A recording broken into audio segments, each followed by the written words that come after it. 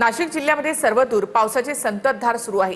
गोदावरी नदीला आलेल्या पुरामध्ये दुतोंड्या मारुती पाण्यामध्ये बुडाला आहे, तर सखल भागामध्ये पाणी साचल्यामुळे जनजीवन विस्कळीत झाले। नाशिकमध्ये कालपासून पावसाची संततधार सुरू आहे। गोदावरी नदीला आलेल्या पुरात दुतोंड्या मारुती पूर्णपणे पाण्यात बुडालाय।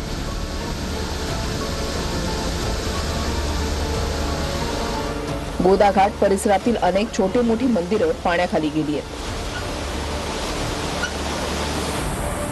तर पंचवटी आणि सराफ बाजाराला जोडणारा रामसेतू पूलही पाण्याखाली गेलाय। गोदावरी नदीला आलेल्या पुरानं निफाडमधील चांदोरी गावाला वेढा दिलाय, त्यामुळे संसार उपयोगी साहित्याचं मोठ्या प्रमाणात नुकसान झालंय। प्रशासनाकडून नागरिकांचं रेस्क्यू ऑपरेशन सुरू असून जनजीवन पूर्णपणे विस्कळीत झालंय। नाशिकच्या सराफ बाजारामधील अनेक दुकानांमध्ये पुराचं पाणी शिरलंय। रात्री पाण्याचा विसर्ग वाढल्यानं जवळपास 100 दुकानांमध्ये पाणी शिरलं, त्यामुळे अनेक दुकानांमध्ये गाळ आणि चिखल साचलाय।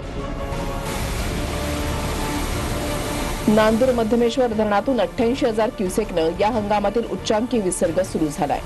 8 वक्राकार गेटमधून जायकवाडीच्या दिशेनं विसर्ग सुरू आहे, मात्र तरी सुद्धा सेल्फीसाठी नागरिकांची मोठी गर्दी पाहायला मिळतेय।